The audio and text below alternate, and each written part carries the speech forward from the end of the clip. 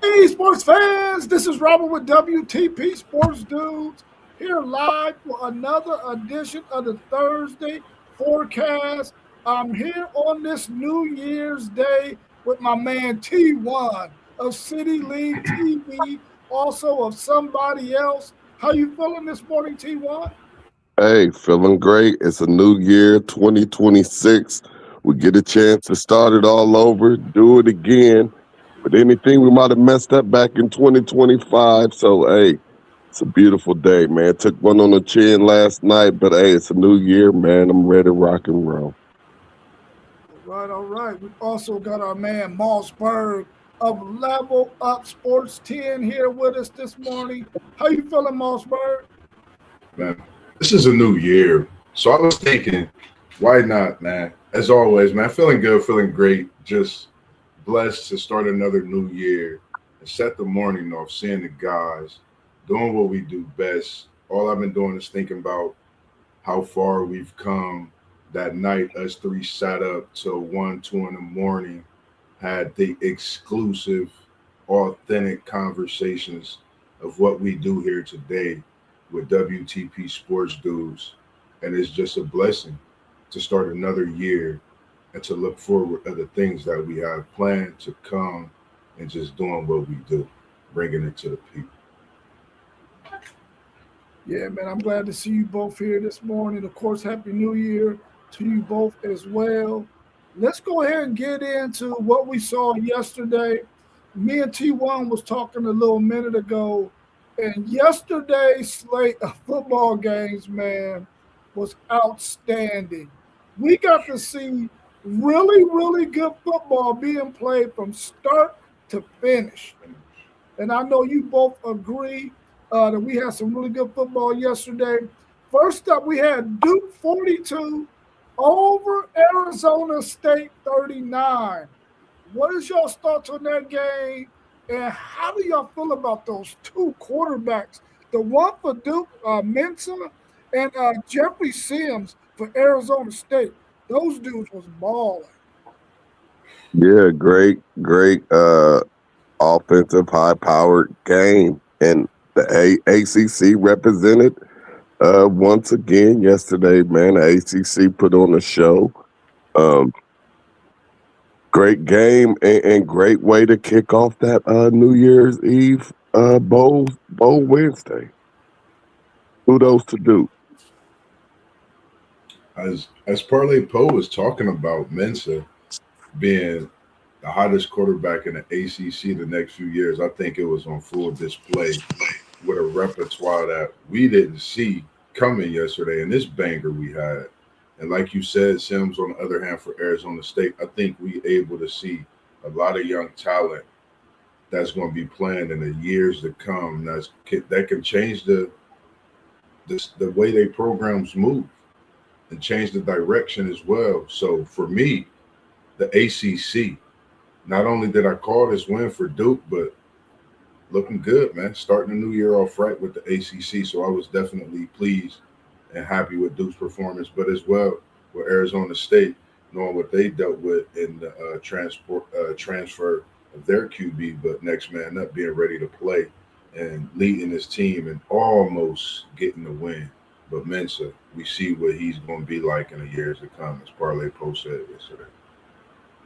Let's also welcome our man SEC Sean to the show and get his thoughts on that Duke 42, Arizona State 39 game yesterday. What's your thoughts on that one, SEC Sean? And Happy New Year to you, by the way. Yeah, Happy New Year. Happy New Year, SEC. I mean, I picked Duke to win the game. I didn't really expect it to be that close or that much of a shootout. but I just felt like Arizona State would struggle more without Levitt there. But they looked pretty good still with their backup QB there. But like I said, I think Duke's offense was just. I thought Duke's offense was too electric coming into this game. So didn't watch a whole lot of it because I was actually more watching the other game that was on at the time. But just kind of kept up with it and watched some highlights and just kind of went as I planned. I mean, I thought Duke would win, just thought it'd be a wider margin, but got that one right at least.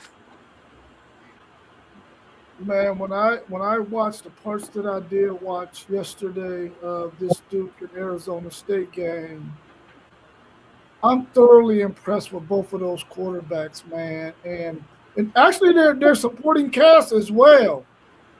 They were able to use a multitude of their talent, their running backs, their wide receivers, their tight ends.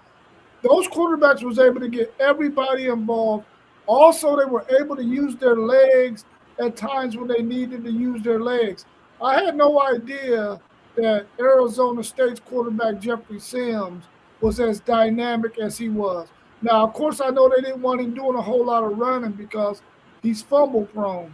If he can fix that going into the 2026 season and have that ball security, they're going to be dangerous, bro. Because this guy got some wheels, he got a good arm, and he's very talented. And I'm quite sure Arizona State and that coach that they have in Cal Dillingham, I think that's his name, they're going to have the weapons around him that he needs to be successful. Now, on the other side of the ball, though, they got to get that defense together. You can't be giving up 42 points if you Arizona State, and you can't be giving up 39 points if you do. So if they get those things together, man, they can be two really good teams in their conferences next year, Duke in the ACC and Arizona State in the Big 12. So I'm anxious to see, and I'm going to follow both of these guys next year to see how well they do during the season. So I was glad to see both of them play really, really well yesterday, and some of their supporting cast too. We have number 15, Utah, dropped a 44 burger on Nebraska 22. I think we all felt like Utah was going to be too powerful for Nebraska, especially without Dylan Raiola and a couple of other players that we knew weren't going to be playing in this game for Nebraska. What's your thoughts on this game? And did y'all have a whole lot of interest in watching?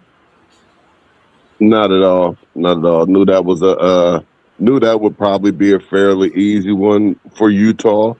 Just knowing how Nebraska was coming into this game, but this was one of those games where me personally, I didn't care to watch, and I didn't.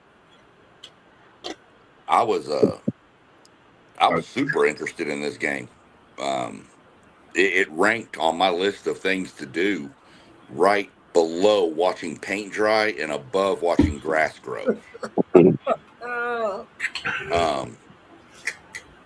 So yeah, I mean, come on now. I think we all knew what was going to happen in this game, and it did. So no need to really dwell too much on this one. T.Y., I think you did put the house in on this one, man. Can we get that studio for the whole squad? Because I think you did put the house in on this one, man. Yeah, Utah, this was a cakewalk, knowing what Nebraska going through. It's some answers, for me in Nebraska, having so many high hopes these last few years and then seeing their quarterback transfer. I think there's something in the water over there, possibly. I don't know, but something got to be done in Nebraska. We know they're in the Big Ten. That goes to show how good Utah is. They might have been putting points up there to show they deserve to be in the playoff as well. But sure enough, ain't no football in the water up there in Nebraska.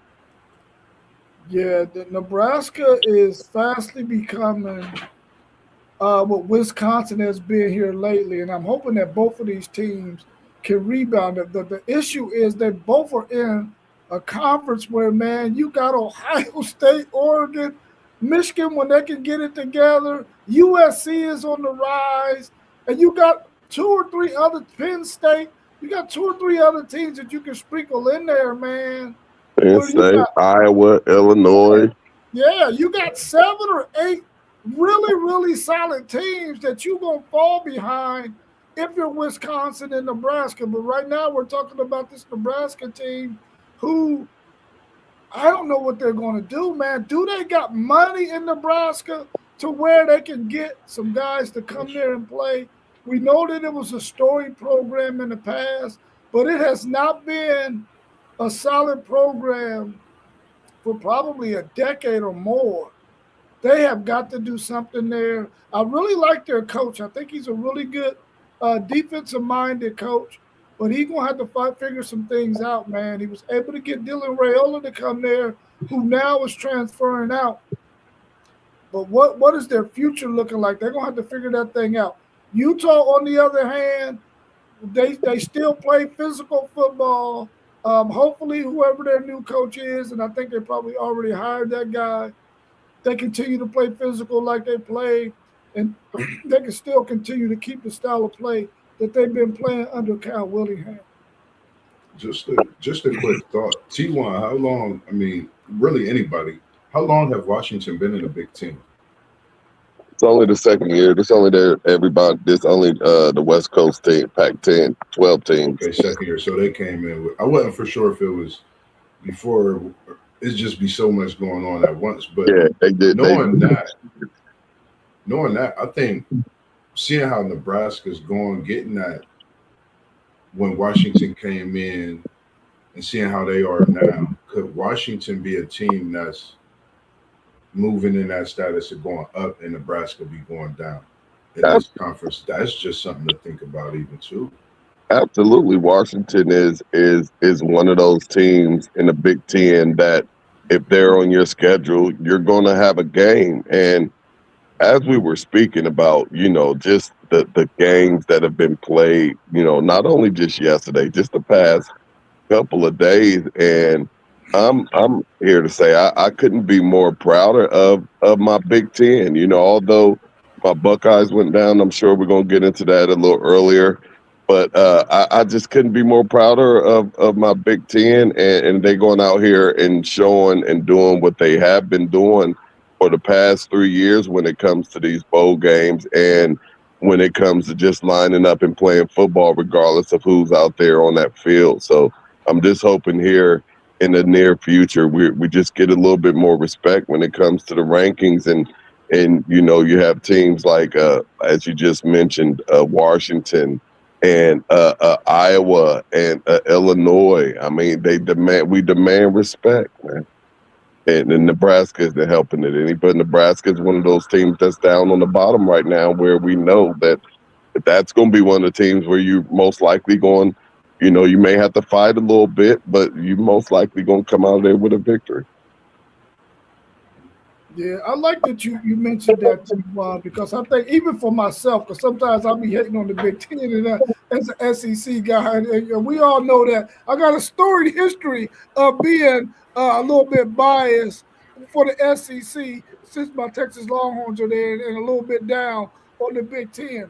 But one thing I can say about these Big Ten schools, man, they understand the purpose of playing in a bowl game and going out there and maximizing effort, physicality to springboard themselves into the next season, into winter workouts and into spring. And they come and they play hard and they play physical. They don't make excuses, man, just because it might be a bowl game that people aren't interested in. They go out there and put a good product on the field. And kudos to the Big Ten, who I think now is maybe 6-2, 7-2, something like that. About 7 and might be 7 and about 7 and 3. Yeah. Yeah. They got a really good record. That's for sure. Took 2 L's yesterday, but that 8-4 Iowa against that 10-2 Vanderbilt, that was just music to my ears. Yeah, I'm glad you mentioned that too, because we're gonna springboard into that game. Number 23 Iowa dropped 34 on number 14 Vanderbilt, 27. What's your thoughts on that game? And this Iowa team, man, listen, They are for real. Let me say this. When this bowl game was put out there, I was like, I didn't like it because I'm like, come on now, you're gonna put a 10-2 team against an 8-4 team. I didn't like that matchup. That I didn't see anywhere where they said that would be, or they thought, or we thought that would be, a nice evenly matched game right there. But that Big Ten, man, what I just keep trying to tell people, and we talked about the Iowas and the Washingtons and the Illinois. Like these are teams that you have to play year in and year out. Like you're going to have to play them. They're not just walkover teams. And for them to go and do that to a 10-2 SEC team where I even had to take a double take and like, how did a 10-2 SEC team not get into the playoffs? That was amazing. But for that Iowa Hawkeye team to put this together, and we know that they have one of the best coaches in college football. He may not be a top ranked coach, but he's one of the best coaches in the game, and he's been doing it for a while. So big kudos to Iowa. They really represented the Big Ten well this victory.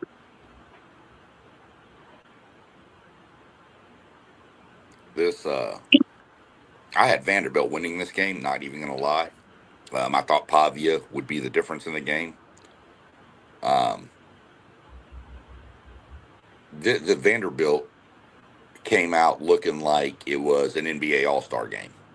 Let's just play and have fun. And Iowa came out and said, "Now here's our lunch kit. Where's my time clock? Let me clock in," and bodied them. Now, I mean, Vandy made it close in the second half, but you got to give all the credit in the world to Iowa for coming out and saying, this is a football game. We're not here just to play around and have fun." So give all the credit in the world to Iowa. But I thought Pavia would make enough plays to win the game. I can see. I think you saw, no, not to take anything away from Iowa, but I think you saw that missing Stowers at tight end affected Pavia in the first half. It took him a while to figure out who he could trust. Like he lost his security blanket and didn't know what to do. So, but, hey, that's the nature of the game. People opt out all the time. Iowa did what Iowa needed to do. Whoever that OC is at Iowa needs to get a raise. I mean, 2 years ago, they were averaging like 12 points a game. Then his first year, they went to 22. And then now they're up to like almost 30 points a game for Iowa. And with that defense, that's a scary combination.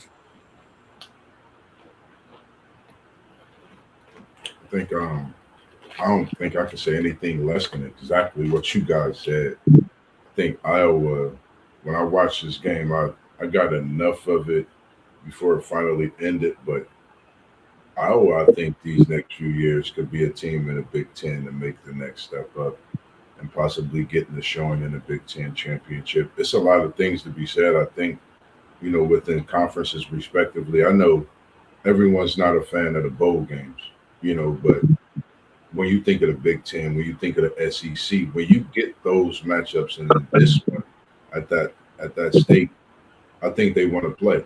And Iowa said, we hear this talk, we're gonna come in and we're gonna play. And like you said, they hit that time clock, man. They ain't punch out until boss said, y'all got overtime. And he said overtime is with a couple suicides after this big victory in the champagne bottle. Big Ten over SEC. And they win in games and bowl games this season. I think this put them even atop from how they were last year in the bowl game representation. So the Big Ten is definitely putting talk of being the top of this echelon in conferences. However you put it, they right there. If you want to say just my opinion, because of what they're doing in bowl games and having the players that's playing those top players, that's the thing that I'm looking for as well. Just Yeah. you realize that if No, I go asked you a ahead, go ahead, trivia Sean. if I asked you a trivia question of which active head coach has the most bowl wins, how many of you would say the Iowa head coach? I would. None of us would. But he is. He's got 11 bowl wins, more than anybody else that's active right now. And that just tells you the consistency of his program.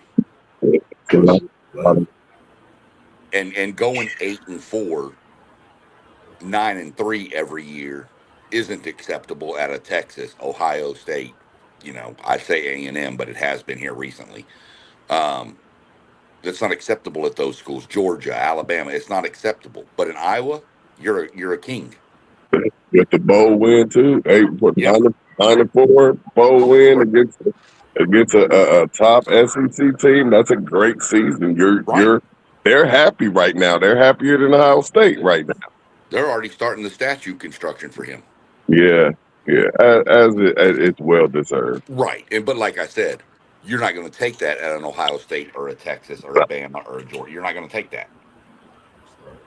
So, but yeah, 11 bowl wins. It's crazy.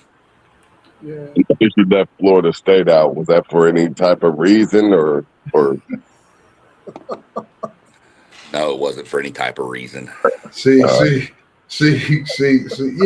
Yeah. Let's speed this up so we can get to them boys, man.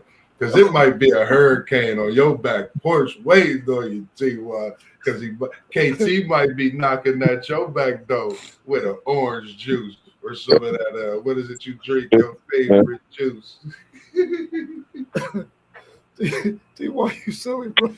You're silly, man. When I seen this matchup though, Iowa and Vanderbilt, I was excited about it because I knew it was going to be two contrasting styles.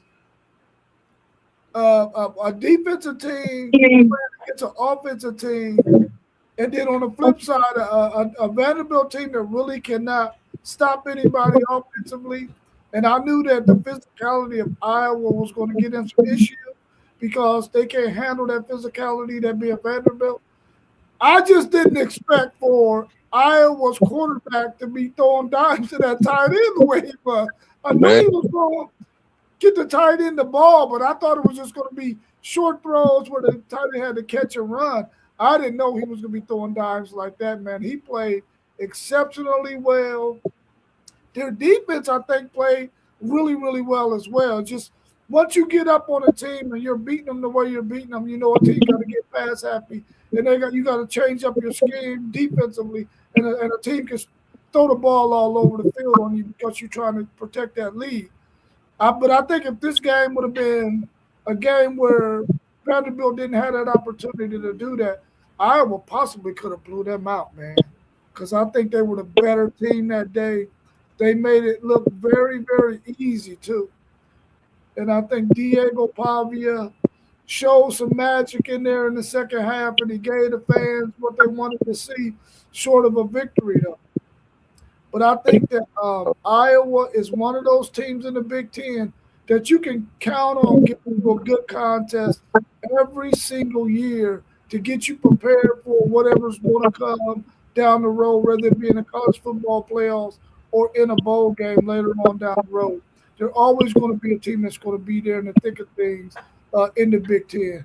Kudos to Iowa yesterday on their win, 34-27 over Vanderbilt. Yeah, and you got to remember, Robin. I know you don't follow the Big Ten like that, but Iowa is like a tight end university.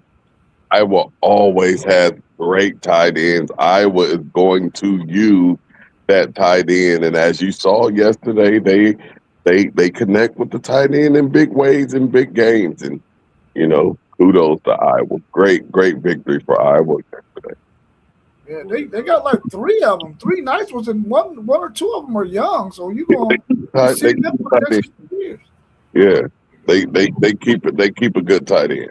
They keep a tight end going in that first round somewhere. Yeah.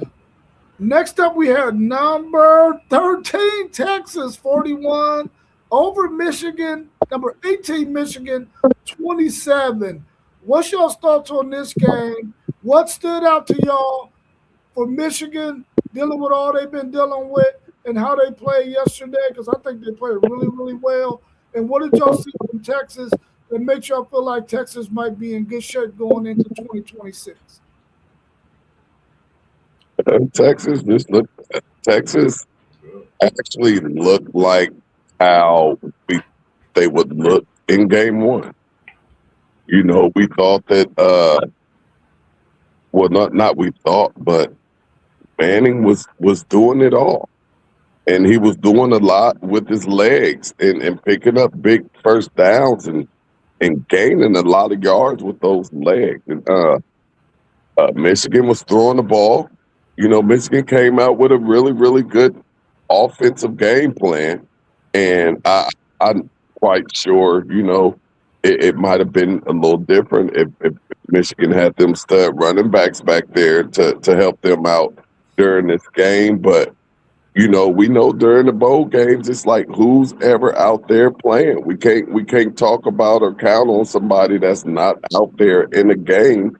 And at the end of the day, all these young men put their uniform on the same way, and you go out there and you try to win a game for your program. So Texas really put on a great show yesterday. Texas put on a great show, and Michigan basically just look like Michigan. Like they have a little bit of excitement to their team, but they still gonna have a little ways to go before they're able to, you know, be on that level of competing for their division.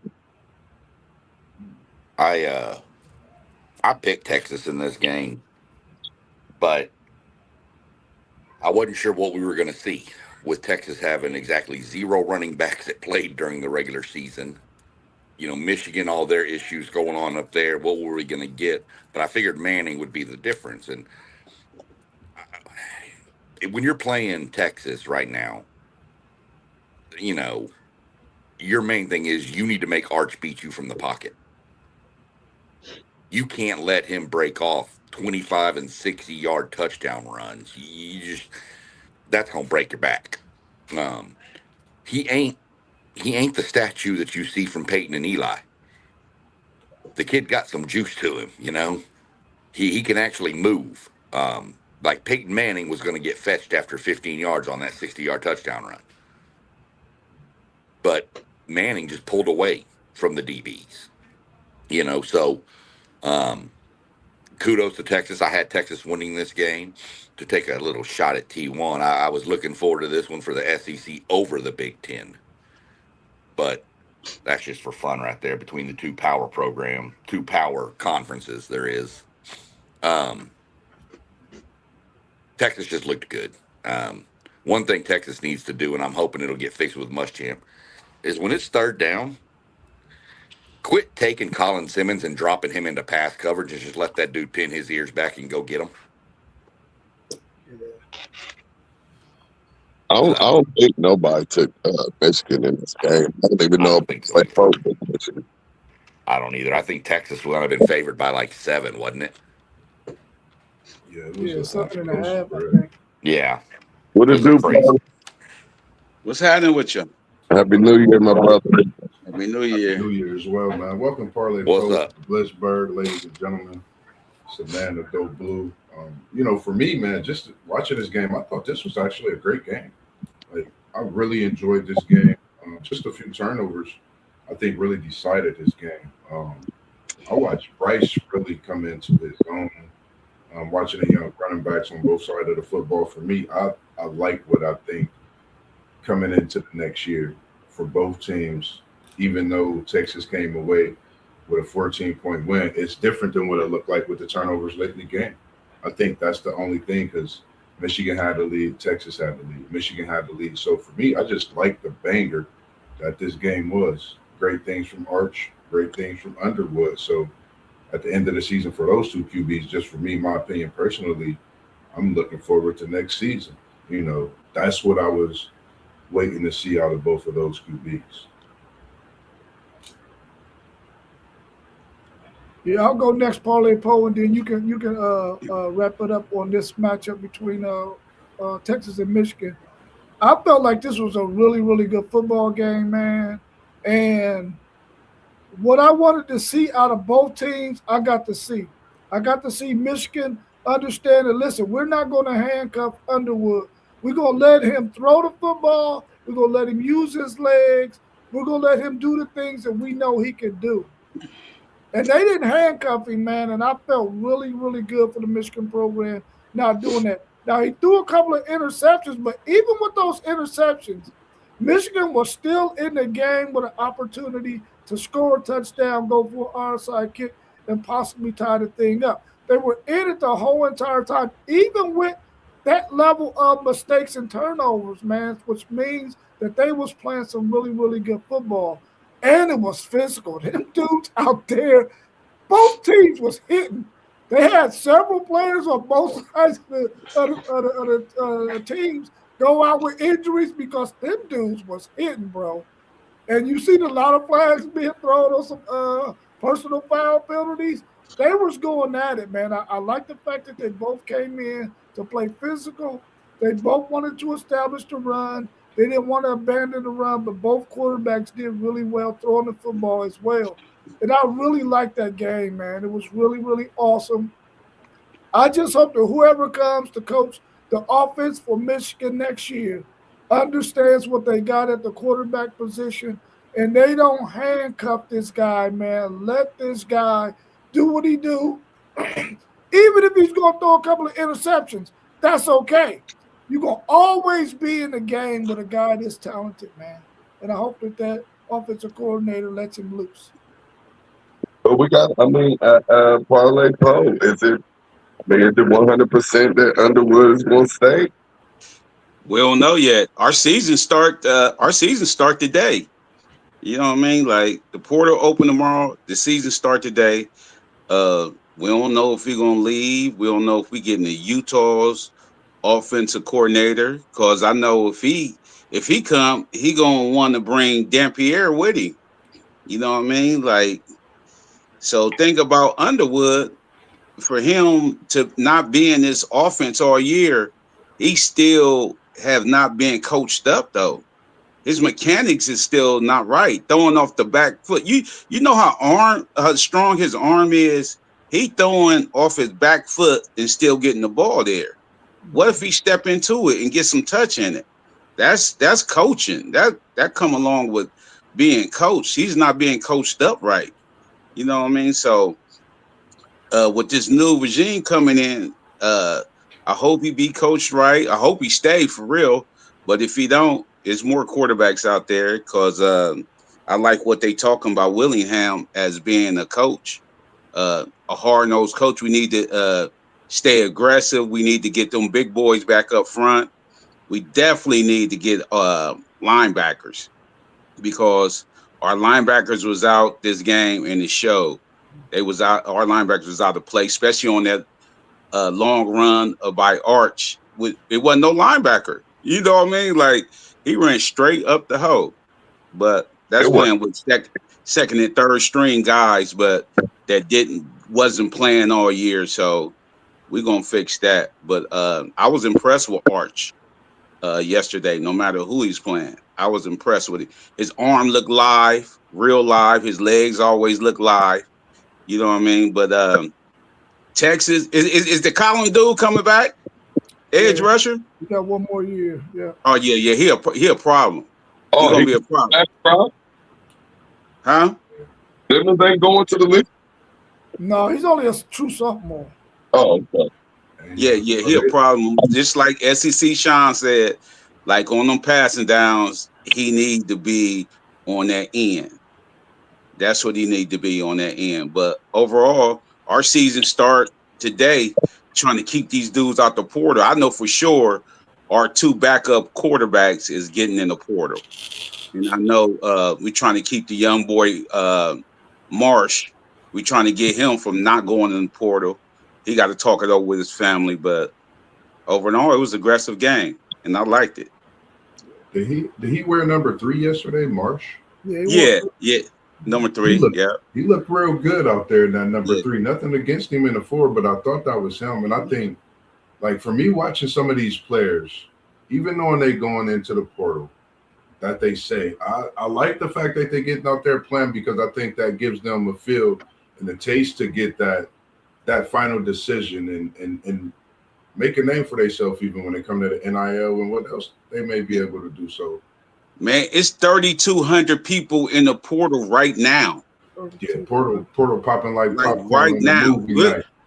What if these dudes don't get picked up on the team though? In trouble. 1,200. Hey, I can tell you right now, 12 to 1,400 of them ain't getting picked up. They gonna be in trouble. They gonna mess around the D1 AA. Yeah, exactly. A lot of these dudes be messing up hopping in that portal. You better stay where you at. Why you got? The one dude left Colorado. He ain't played the game yet, and been with 3 teams. Yeah. That's the cornerback you're talking about, I believe. Yeah, like man, come on, man. He's a high target for A&M. A&M wants him. Something wrong with his attitude or something, man. Y'all gotta check his attitude. He was injured a little bit, but yeah, that's the kid. His dad or his brother or something played in the NFL too. Where's he at now? He's in Colorado right now, but he went into the portal, and they said that's a wish list gift for A&M.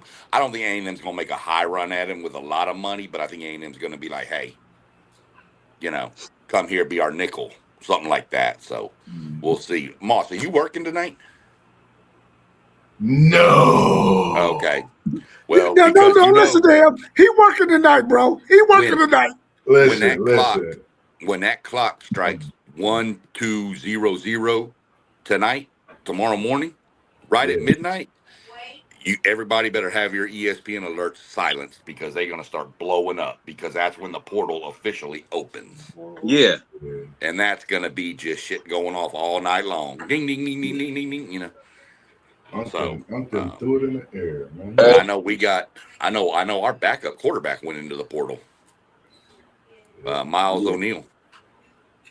Hey, it's Miles from Pitt. Is he coming to Ohio State? Who? You said who? The linebacker from Pitt that's from Pickerington. I'll tap into that. Is he coming home?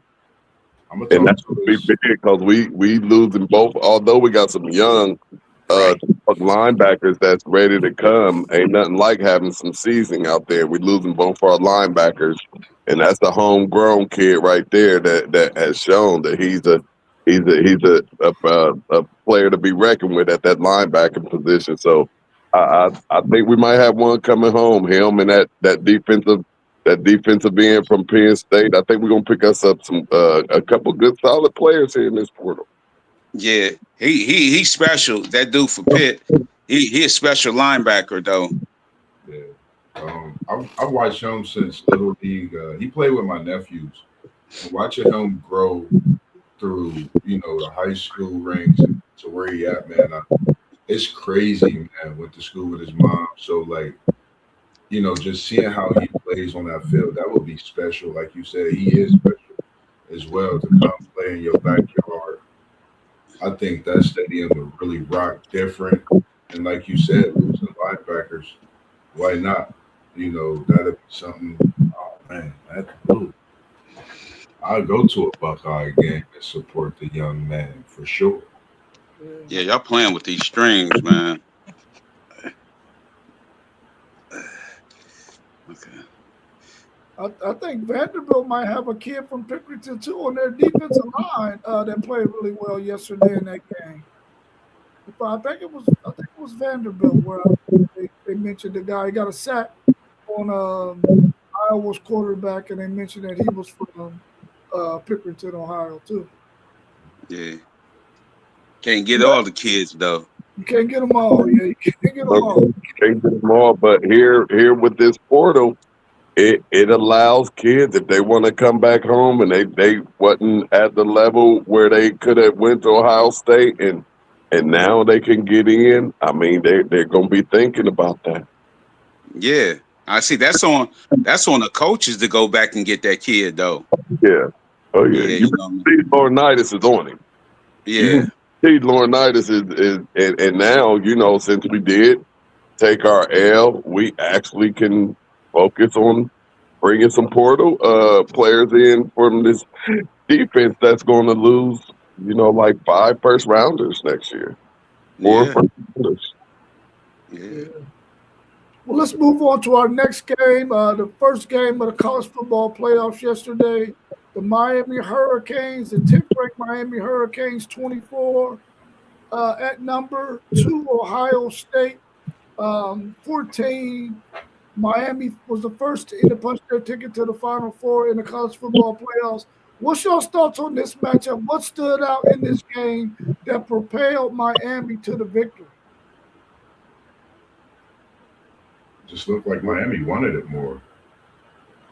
That's one thing that I noticed. The way they came out playing physical, just getting after it. You know, I think when we talk about Miami, as much as they faced throughout the season, as it got late in the season, not knowing if they was going to be in or not, a lot of people not even having them in the playoff, for them to not play in the ACC championship, to make the playoff, beat the team that pretty much everybody had favored to go back and be in the championship, if not win it to some. So I think that's a big testament to how ready Miami was. They had alumni presence. I think a lot of that stuff plays a part. Then you have Fletcher at the running back position, and then you have that defense.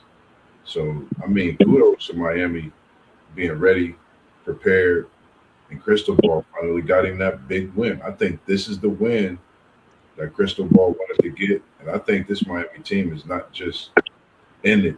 I think they in it to win it. I don't think Miami wanted it more. More than how State could have did some things better. Because starting off in this game, you already know your bookends is crazy. I'm running at them first with this big old set. I'm getting these big old Ohio State dudes, Big Ten. We running the ball first. We running this ball first, and then I'm hold their aggression to them. Let them bookends come. Then little screen to Bo Jackson. They wasn't doing none of that. Little screen to Bo Jackson. We already know Smitty gonna do what he do. Number 4, but they should have played their aggression against them. When them dudes getting sacked, they had Sam back there just running. You can't do that. You got to keep a tight end in if you're going to go deep. I would have played the aggression with them. And then you see when they start running the ball with that number 12 dude, he hard to tackle. He a big guy. He hard to tackle. They should have been doing that in the first half. I said the first half, they should have came out like that. But Carson Beck, he didn't make a mistake. So usually when you beat Miami, he had like 2 interceptions, fumbles, and everything like that. Even though he had 100 and something yards only passing, you would think if you said that, like right now, you would have said Ohio State is going to win if Beck only got 100 and something yards passing. But he didn't make a mistake. You know what I mean? And then they start running the ball. But other than that, I say Ohio State. It was a good game, but Ohio State could have easily won that game though. No doubt. Yeah, they could have easily won the game. They also could have been beaten even worse. Yeah. If you go back to where Miami drove in the first drive and fumbled on the 19-yard line, that game technically could have been 21-0 at halftime. Well, they didn't fumble. That was a great play by a Oh, it freshman. was. You're right. He punched it out. There's no lie. Yeah. That was a big play. Right. He did. I mean, he made a hell of a play. He came in, he punched right on top of the ball and knocked it loose. But Play you know, better. I don't know. I think Ohio State, they looked off. And I know I don't want to use the layoff as an excuse because that's just kind of an easy way out. It just, those defensive ends from Miami. I told people that D line from Miami is not a joke. They are legit. I thought firsthand the week when they played A&M. I knew they were good, but I didn't realize how good they were. And that offensive line from Miami really ain't no slouch either. They can push you around too. I think the difference in the game to me though was it wasn't what Beck did with his arm. It's what he did with his legs. That 3rd and 6, I want to say in the 4th quarter where he took off and just lowered his shoulder, knowing he needed 7 and had to run over a couple of people to get it. He wasn't. He did what he needed to do. Got the first down, which extended that drive. I think Beck's picked and choose when to use his legs, and that was a big difference to me in the game. Was, I just what I thought was made the difference was the way Beck was just picking up first downs. So, Ohio State's fine. I mean, I know the Ohio State people up here that I know are all ticked off and upset about it, but Miami was at the beginning of the year a top 2 team in the nation too, and there's a lot of talent on that roster. So I don't think it's anything crazy for Ohio State. I mean, Miami, I didn't have them winning the game, but we'll see with what happens. But that God, they're physical, and you hear it from Cristobal when he says we want to be violent, and you can see it. If you all don't mind, let me run through these previews today real quick. My granddaughter's here, and we're gonna go make cookies. I'm gonna take Oregon over Tech in a close game. I think it's going to be a really good game, but I think Oregon's experience in their offense is going to be a little bit too much for Tech. I'm going to take Georgia over Ole Miss. I know Georgia's on the layoff and everybody talking about it, but I'm going to take Georgia over Ole Miss. I think they know Ole Miss. I think Ole Miss is Georgia to me is playing the best ball of anybody in college football right now. And then that Alabama-Indiana game, I'm really looking forward to that one. I think with all the rain going on in L.A., I think that might actually favor Alabama to muck up the field a little bit, make it more of a trenches game. I'm going to go with can't run the Indiana. ball. I say Janet can run. No, they can't run the ball, but we're going to see. They've had some games where Jam Miller has taken off, and we're going to see. And plus, they're getting their defensive lineman, LT Overton, back. I think Indiana beats them, but I think it's closer than what people are expecting it to be. I think I've heard a lot of people saying Indiana's going to blow Alabama out. I don't see that. I see Indiana winning. I see Oregon winning, and I see Georgia winning. That's just how I have the rest of the day going today.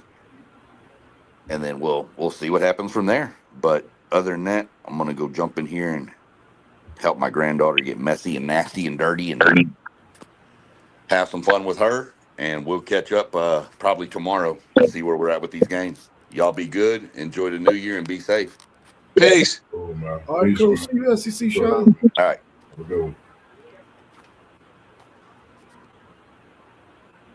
Walsburg, did you go already?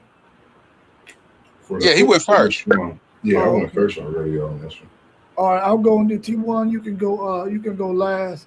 I felt like Miami understood the formula to being successful against Ohio State. They came out. They ran the ball well when they threw the short passes. They didn't force Carson back to try to make plays down the field. Even though they threw the ball downfield a couple of times to keep Ohio State honest on the back end, I think they understood we got to run the football. We got to be physical in these trenches. And we got to hit these short passes. And they were able to do that to get Beck in a really, really nice rhythm.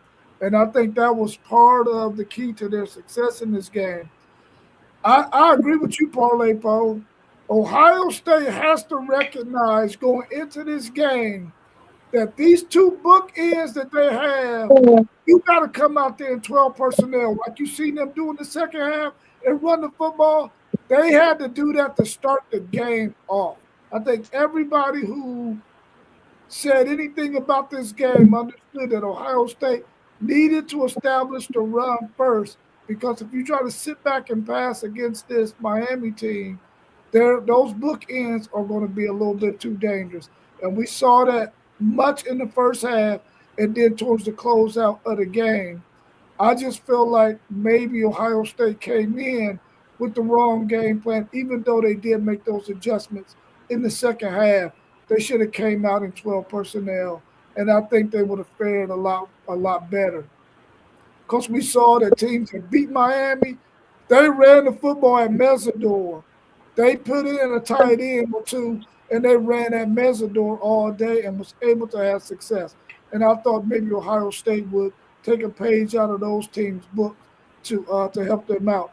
But we saw Miami took a page out of Indiana's book and was able to get pressure on Sayin to throw off his timing. Julian saying, buddy, listen to me. You are very smart. You are very accurate. You're a very good quarterback. At some point, you have to run the football. You can't stay back there trying to make a play with your arm. You got to run. The team don't think you're going to run. They ain't going to be worried about that part of your game. You got to force yourself to run that football, even if it's only for a couple of yards, to make that defensive team change up how they're going to do things. Much like we seen C.J. Stroud do in some of them games against Michigan where he wouldn't run the football. When he ran in that bowl game, though, you started to see how successful they can be. You got to run the ball, Julian, saying sometimes when that pressure is on you. Go ahead, T1. Man, but first, Parlay Poe, you missed that one out the park because we should have been attacking them DNs. We should have been going right at those DNs. We kind of allowed them to have their way.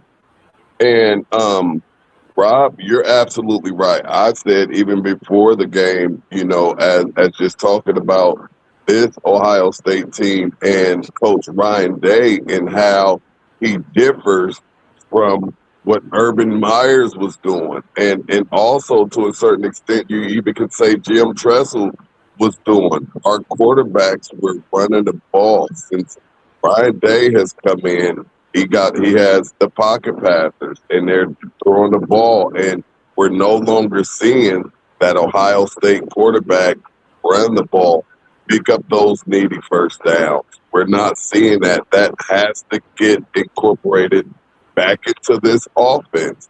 If we're gonna do it, we have to have that quarterback that can touch that ball and go with it, and go along with that good running game. But with this game, and I'm just gonna say it. Even as a fan, that break was too freaking cool. I mean, it was too long to wait to get to see Ohio State play again. That was like that had to be the longest gap ever that I had to wait to see my Buckeyes, and I hated it. I hated it. And when you saw them on that field, you could tell that they had not been playing for a long, long time. And I think that played a huge difference. But man, y'all know how I look at these games, and that picks that saying through. I mean, I have no idea what he would. That was like he just threw it just straight to the DB. As many times as we've watched plays like those ran, you hardly ever get a pick six that easy. You'll see the player be just really close, like, woo, he almost got that, baby. He could have been gone, but that pick six right there, I know it was early, but it was almost a game. It was almost a game. And, I mean, he just threw that ball to him. I didn't like nothing about that play. And you, with his IQ, there's no way that you can do that. Like your receiver, you didn't see your receiver by himself. I mean, there's just no way that you throw that ball and then building this build up. I'm like, man, this is good. So Miami played, and as the Beaver still had an opportunity to win. Like a lot of you may not remember, and kudos to Miami. They had a great game plan. It was better than ours. They were ready to play, and I can't say that we wasn't ready to play. I think our defense was up for the challenge. Our defense was up for the challenge. You know, you take away that pick six, and our defense was still doing a great job against that Miami offense. So, you know, we did enough to win that game. A lot of but they scored 17-14. It was just under 4 minutes, like about 50 something ago. So the whole game is a 3-point game. It's Malachi Tony, whatever that kid's name is. It's a 3-point game. He lines up offside, and there was no call. That was a very, very big play. They got 3 yards. But that was a very, very big play. But one thing I will say about the Bishop game, no flags. I love how they wasn't doing flags. You know what I mean? I don't even know if it's been in the first half. There's no flags. 5, 6, 7, 8, 10 flags. So I will say kudos to the record. You treat me like a piece of shit. You should have just left me alone. Every 5, 6 play. So I like that, but I don't know how you missed it and end up like that. You know, just a player that ain't done. Pass the ball with the ball. You know, so that was bad. That a big but that's 3. They keep my head confidence. You didn't even so the 7, 6, in the best field. We shot ourselves. I can't hear him. I'm not. Your audio is really, really choppy right now, T1. But I'm Okay. we shot ourselves. You know, from Miami, they got some big fight. Yeah, you choppy as I don't know what. Yeah, you super choppy. You might have to go out and come back in. I'm gonna do a better reception. Yeah, Okay. on that pick six, I think that was all about film study. Yeah. He seen that same play in film and seeing exactly what he was looking and said, Jeremiah ain't gonna be able to block me on this one. Soon as he seen that tight end come in motion, he looked over there. He said, "Oh yeah, I'm jumping this." You know what I mean? Even if he didn't get the interception, it was gonna be incomplete. Trust me. Yeah, but he should. Am I still choppy, y'all? No, now you good now. Yeah, he should have never threw that ball. That was a ball that you don't throw. No, it's a timing play. That play straight timing. Yeah, but even though, right? Yeah, I know it's a timing play, but you're looking right down that line. You see that it's not there. I know. No, he ain't see it was there. That's what I'm trying to tell you. That play worked every time in practice. You know what I mean? Every time in practice, that play worked. So as soon as he got the ball, he just threw it.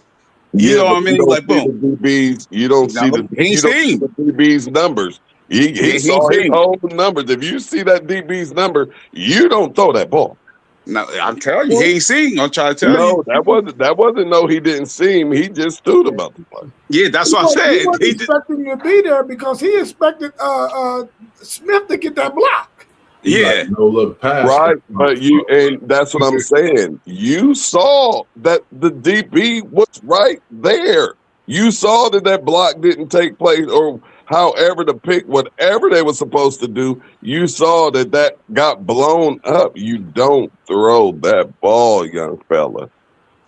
You don't throw that ball 99.9 of the time when you see that cornerback, you see his numbers. It's not there.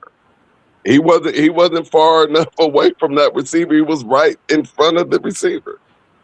He was in a position that the receiver was supposed to be in.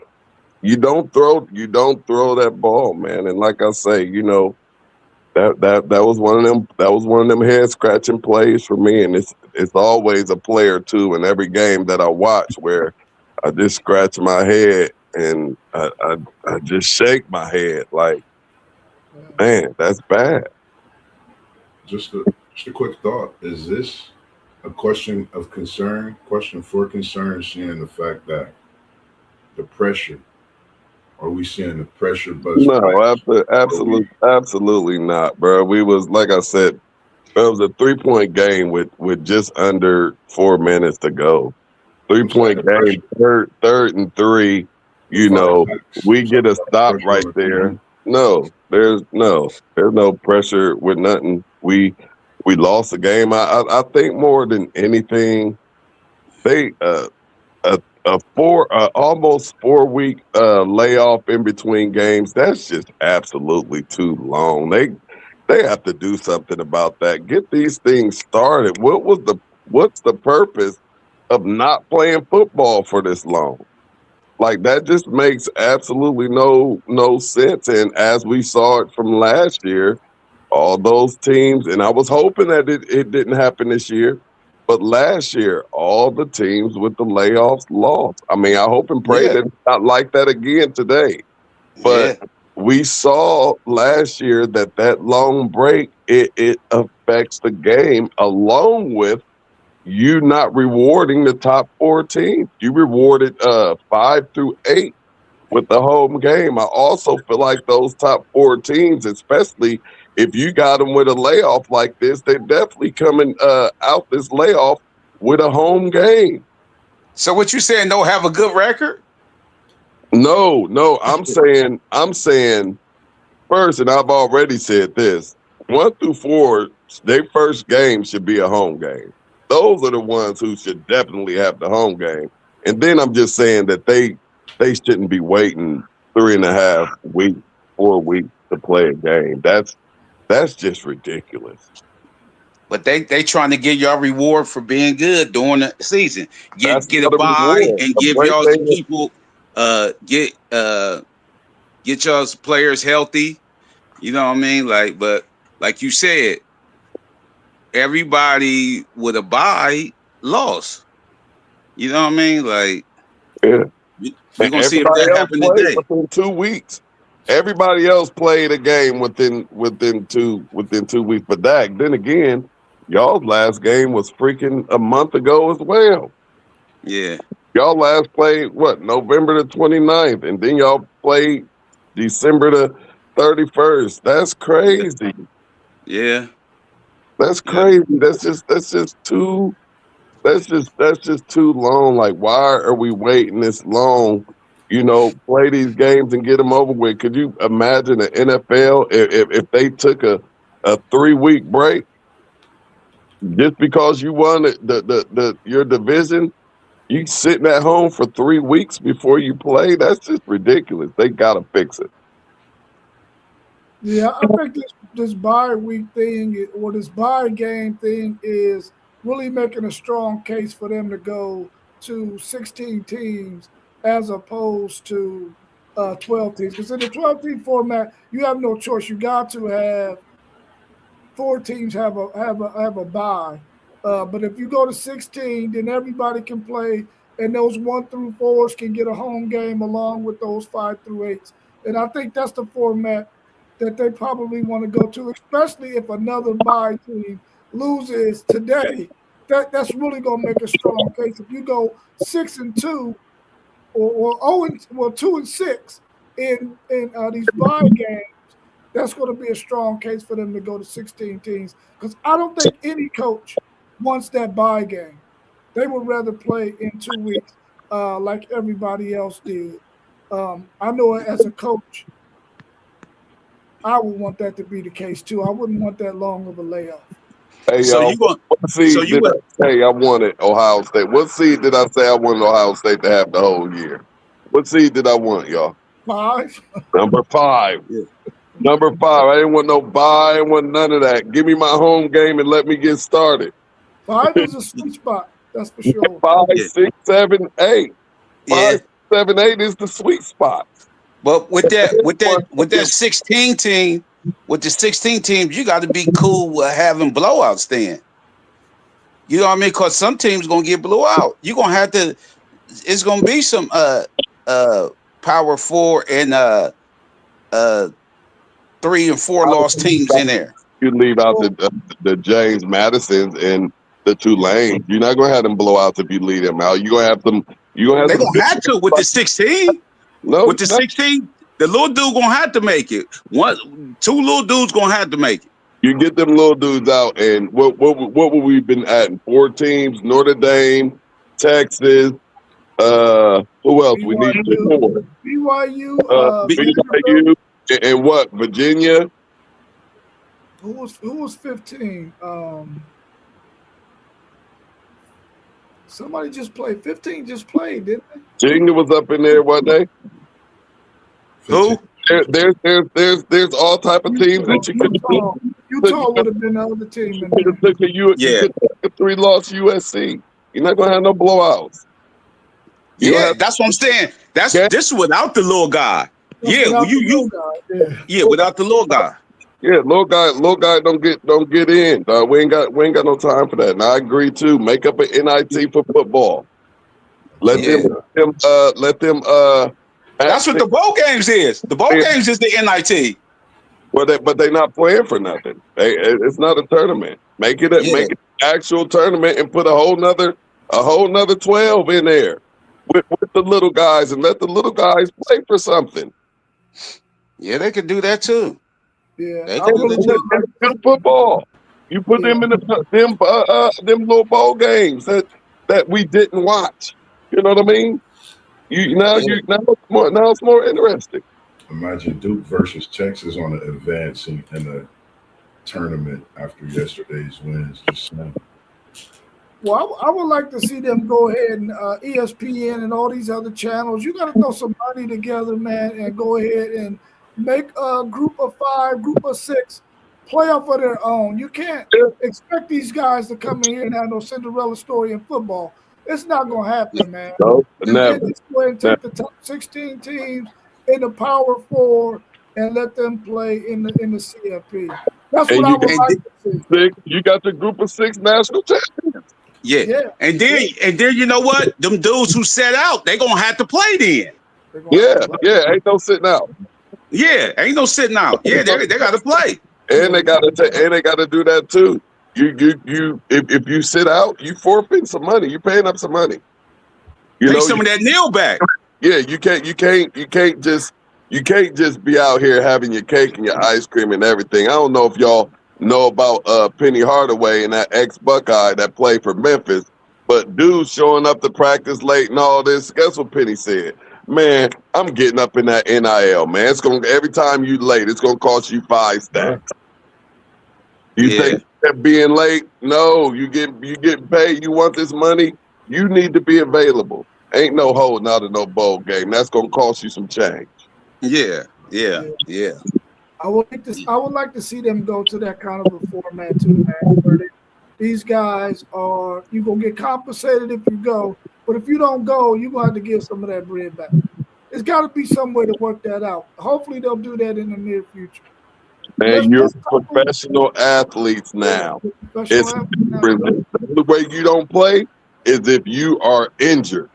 If you hurt, you got to play. Yeah, for real.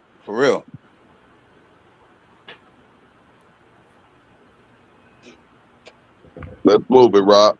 All right, let's go into today's action. The first game we got up at noon today, we got number 5 Oregon versus number 4 Texas Tech. What's your thoughts on this game? How do y'all see this outcome going? Can Texas Tech tackle in space? Because they about to see a whole lot of space with these Oregon teams, but I still don't. I'm not for sure Texas Tech's offense. Their defense is stout. They crazy up top. with the big uglies, but I'm not really keen on their offense. So I'm gonna take Oregon. Man, this almost looks like it could definitely be impossible. Another team who had too long of a break, and Oregon just got done playing, so they're ready. They're ready to play. So this is going to be a very interesting kickoff to this New Year Day bowl games, and I'm taking Oregon too. And because I'm a Big Tenner right now, and I definitely need both of my Big Ten teams to win today. If not, that's taking us down. We've been having a great bowl season thus far, and our one powerhouse already went down. So we need these last two to stay strong. I think for this game, I think Oregon, one of the quietest, most slept on tight ends this season has been Kenyon Sadiq over in Oregon. I think we're going to get a wide variety of what his ability is to do. One of the top prospects at the NFL, and I think they're going to shock what they're going to do, I think, to Texas Tech. And like you said, you said space. Oregon is a fast team.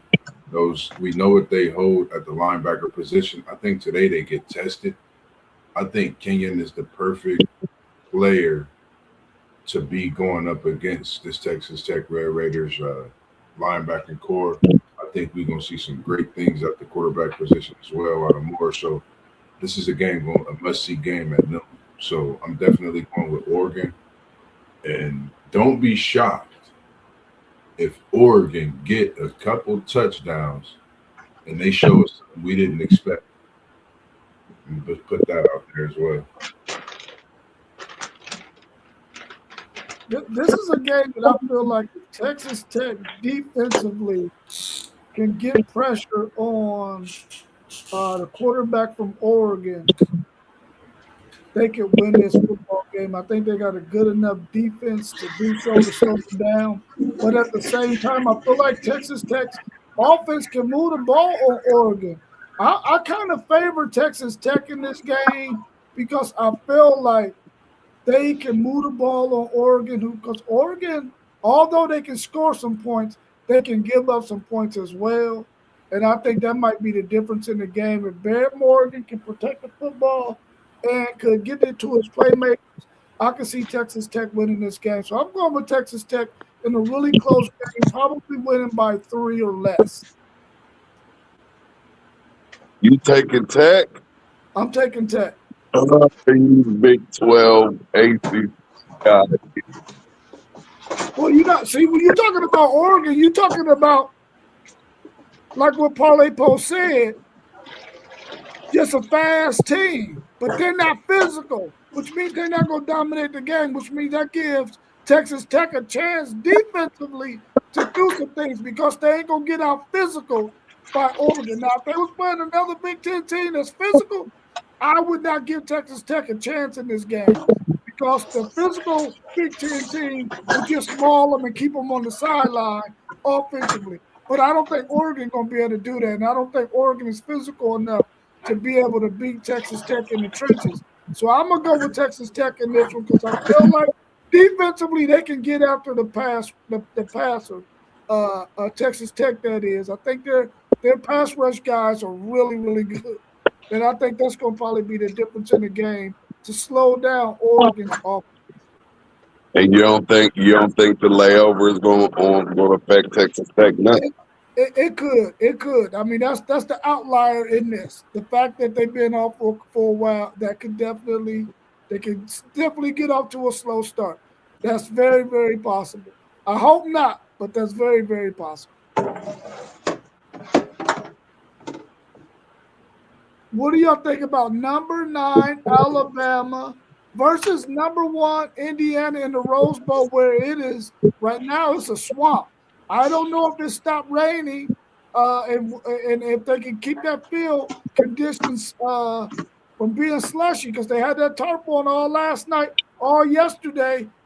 Hopefully it can still be a fast track. What do y'all think about this matchup between number 9 Alabama versus number 1 Indiana? I think they play at 4 p.m. today. They just took the tarp off, Rob.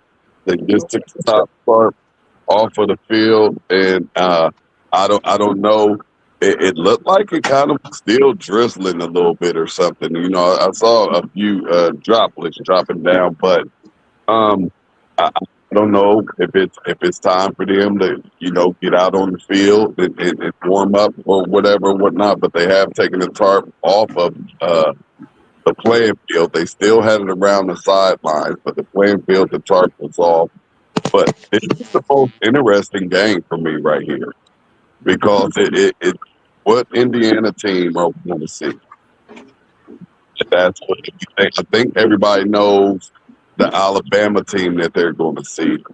But now it's like, what Indiana team are we going to see? And once again, playoff is it going to affect it? And if they are no longer in that groove that they were in, I think they might be in trouble. But I'm going with Big Ten. But I don't know the playoff. But For me, I'm going Alabama. I'm not hesitating. I like Alabama in this game. I think another team, as we had our talks about being in or out of the playoff.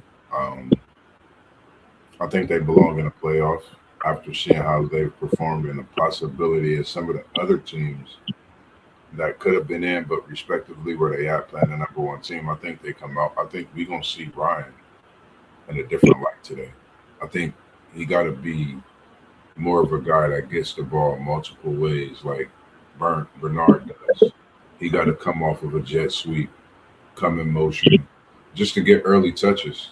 Even though the weather is crazy, like T1 said, I'm watching it and seeing how the tarp was just raised off of it. I don't know. It looks better for the Oregon Texas Tech game for sure. I'm taking Indiana, man. Because if they could make it, Alabama's already one dimensional. They rely on Ty Simpson and them receivers. If they Indiana guard them receivers like they did Ohio State, I feel Ohio State have better receivers than Alabama. If they guard them guys like that, get that pass rush, can run, have Mendoza do what he do, I think they can beat Alabama because Alabama can't run the ball.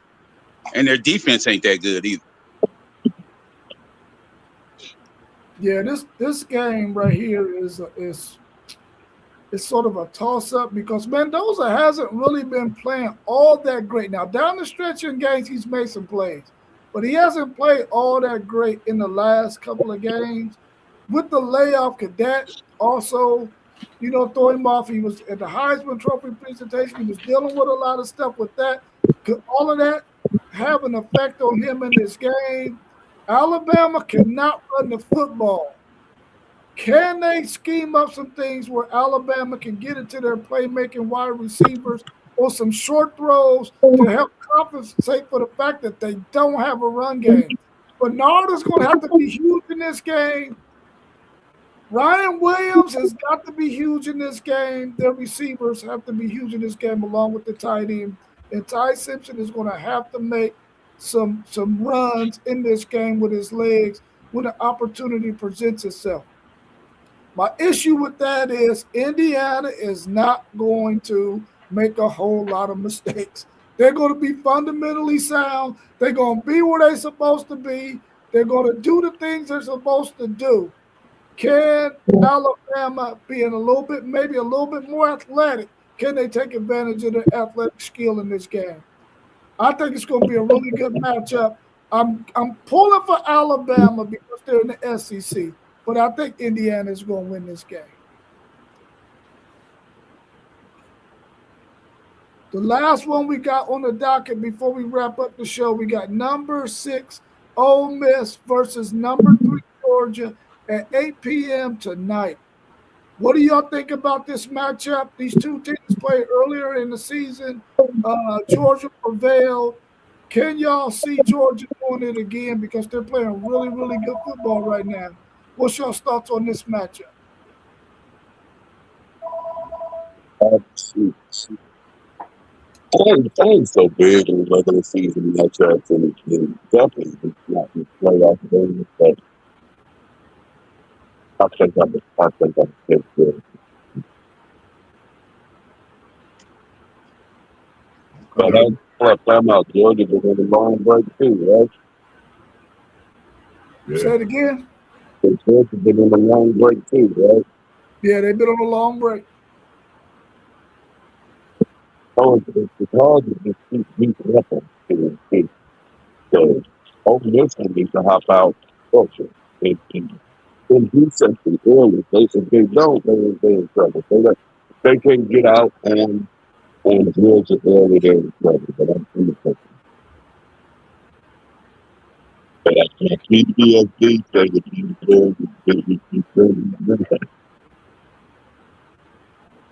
that you may be able to afford to be rested against the team that you just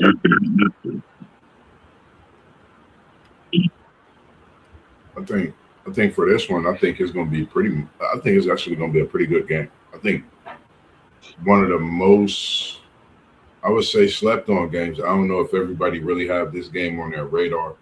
It's an 8 p.m. game. It's a prime time game, so everybody's going to be watching this game. But Ole Miss, we know what they're dealing with. I don't know if coach is going to be at the game.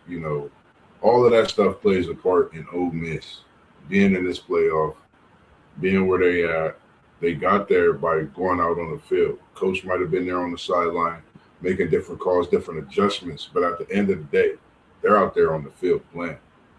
I think they leave everything out on the field. They know if they get Georgia, they feel like they top dog in the SEC at this point of the season, even after not being in the SEC championship. So for me, I like this Ole Miss team beating the Georgia Bulldogs tonight, 8 p.m. I got Ole Miss in a close one, but it's going to be a banger. You talking about violent. Watch how violent Georgia play. They is so physical right now. Out of everybody in the CFB, they playing the best football. They is so physical on offense and defense. I told you Kirby Smart had the defense only meeting. They came out the last 3 games. Feel like this is Georgia football now. But with that long layoff, dudes then got healthy. So I'm expecting they got to have Chambers beat him from the he got to beat him with their arm. They can't have him using his legs for Ole Miss. Everything got to be on his arm. Just like you said, they lost Lane Kiffin and everything, but this a different Georgia team. So I got Georgia in this game. Yeah, I like what you said about Chambers having to win this game from the pocket post on his arm. Because I'm telling you, he's not going to outrun those Georgia guys, man. He's not going to do it. And I think that if he can do this thing with his arm and Lacey can run the ball well, they have a chance to be in this game. But the physicality of this Georgia team is going to be the difference in this game for Georgia. I think they're going to be way too physical for Ole Miss. They're going to run the football. They're going to throw the short passing game. They're going to use their tight ends. They're going to just move the chains and keep Chambers on the sideline. I think that this Georgia team is going to win this game rather easily, in my opinion. I think they're going to win it easily by at least 2 scores for sure. I just don't think Ole Miss is going to be up for the physical challenge that they're about to face with this Georgia team. Anything else y'all want to talk about before we wrap up? Just give a shout out to KT and Justin, man, for your Hurricanes getting a big win. And Bo, New York. New York Bo. New York. That's what I said. I know y'all know somebody else. I can't think of any outside of that, man. And even the Onion, man, I was thinking about him when we was talking about Nebraska, because I know you talk about Onion being a Nebraska fan. Yeah. Hopefully things get better. Jeff Stanley, like Miami. Yep. I know a couple of them. Yeah, man. So, that was a good big win, man. So they could get together, hang out, talk about the next one. And outside of that, man, just check on your people, as we always say, man. Just check on your people. It's a new year. Make sure you're doing that. Just seeing a lot of things with mental health going around. So me personally, that's just something I like to do, man. Check on your people. I've been doing it myself lately. People has been checking on me. I appreciate it. So like we do within this group, man, we build something different, and it feels good to wake up and know that I can get in the chat with the guys who we see every day within our podcast, man, and just feel like we just being so transparent, which we are, but it's nothing better. So make sure you're around like-minded people, man, this new year, man, and you'll definitely see a difference in your lifestyle, regardless of if somebody think you being different, you just being positive with a different outlook. Yeah, we'll definitely be back tomorrow morning at 10 a.m. where we'll be discussing today's games and the outcomes of those, and also the last week in the NFL in the regular season and all the playoff implications that are being played this weekend. I think there's some games Saturday in the NFL and Sunday. So we're going to be talking about that tomorrow morning at 10 a.m. So if you get a chance, join us. For sure.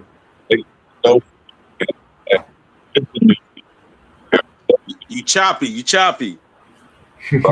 As T-Rod always telling us, man, he a little choppy. Hit us with it, T-Rod. Come under that choppiness, man. We was in the building, now we about this, baby. Peace, man. I love y'all. Love you, man. Man. Love y'all. Well, have a good one, man. For sure, man. Happy to be here again, fellas. All right, y'all. Peace.